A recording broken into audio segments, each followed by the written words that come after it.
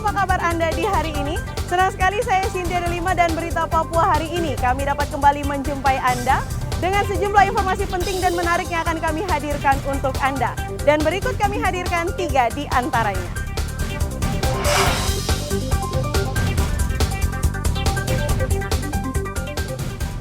Pangdam Cendrawasih sebut ancaman KKB tidak ada gunanya karena Indonesia negara berdaulat.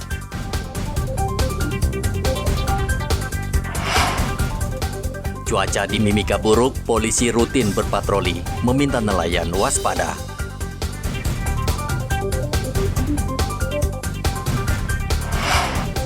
Buaya masuk kantor polisi di Timika.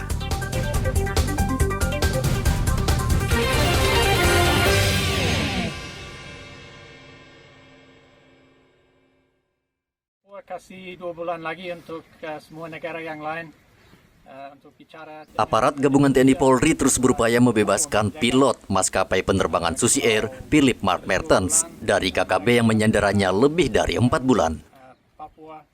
Pangdam 17 Cendrawasih Maijen Ishak Pangemanan mengatakan aparat gabungan bersama Forkompimda terus berusaha melakukan pendekatan terhadap KKB pimpinan Egyanus Kogoya agar pilot berkebangsaan Selandia Baru dibebaskan.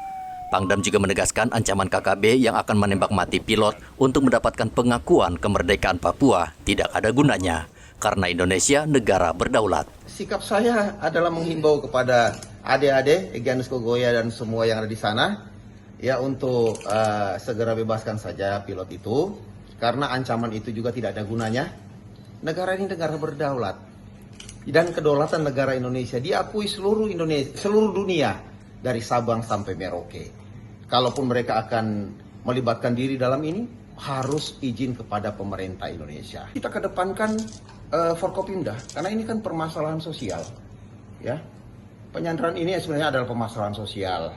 Jadi yang menyelesaikan adalah Forkopimda, di mana Kodam sebagai salah satu bagian dari Forkopimda. Pak Pilot sudah mengaku diri bahwa dari negara. Ancaman KKB menembak mati pilot Susi Air beredar luas di media sosial. Dalam video tersebut, KKB bersedia membebaskan pilot dengan syarat Indonesia mengakui kemerdekaan Papua.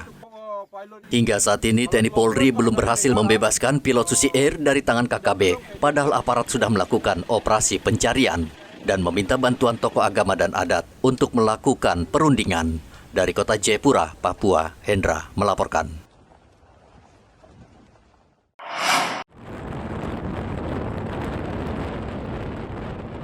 Personel Polairut terus melaksanakan patroli laut dan menghimbau warga dan nelayan tetap waspada karena cuaca saat ini buruk.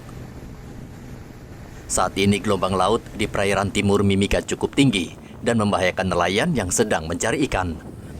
Di sana sekaligus menghimbau tentang tidak bisa melaut beberapa hari ini karena cuaca kurang bagus. Pertama dengan perairan atau laut di pantai selatan Mimika ini sangat rawan. Ketika cuacanya ekstrim, banyak terjadi korban laka laut. Sebelum kami juga menyampaikan ada beberapa kejadian seperti perombakan. Mungkin karena kami jarang menyampaikan, oleh karena itu dengan adanya kegiatan-kegiatan seperti kemarin, kami bisa meminimalisir tindakan-tindakan perombakan karena kehadiran Polri dalam hal ini Polairut yang membuat institusi lain yang ada di sekitar situ untuk selalu mendekat kepada masyarakat yang bisa dipakai. Masih ada beberapa kamu yang kami akan bertanya. Selain himbauan keselamatan, Polairut Polres Mimika juga memberikan bantuan sembako kepada warga di Pulau Karaka, distrik Mimika Timur. Polisi meminta nelayan untuk terus memantau perkembangan cuaca yang dikeluarkan BMKG. Dari Mimika, Papua Tengah, Igobat Momolin melaporkan.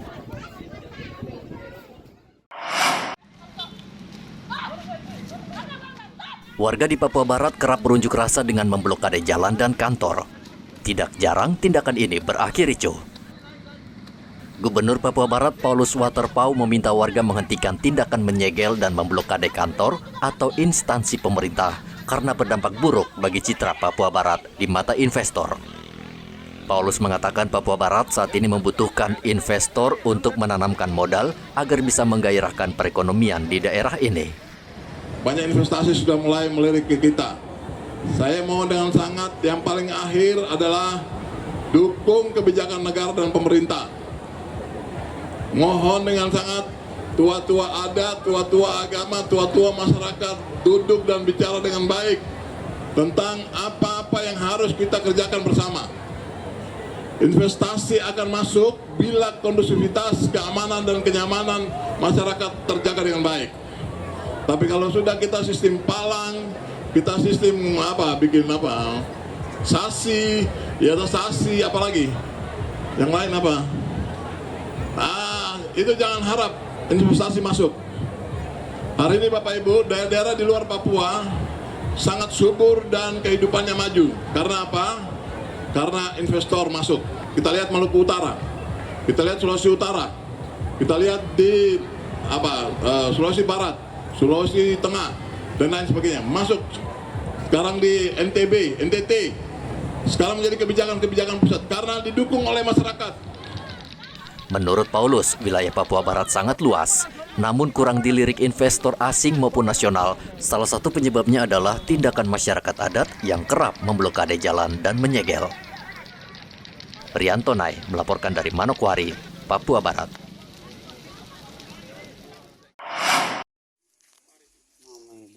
Buaya dengan panjang sekitar 1 meter ini berhasil memasuki halaman kantor Polsek Distrik Mimika Timur.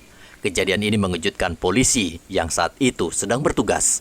Bersama warga setempat, polisi berusaha menangkap buaya ini dengan peralatan seadanya. Tidak beberapa lama kemudian, buaya ini berhasil ditangkap dan dibawa ke belakang sungai Kapuka. Peristiwa ini juga menjadi tontonan menarik warga sekitar. Distrik Mimika Timur letaknya tidak jauh dari Taman Nasional Lawrence, dan Taman Nasional ini menjadi habitat bagi 2 jenis buaya, yakni buaya muara dan air tawar. Populasi mereka semakin berkurang karena kerap diburu untuk diambil daging dan kulitnya. Dari Mimika, Papua Tengah, Igobat Momolin melaporkan.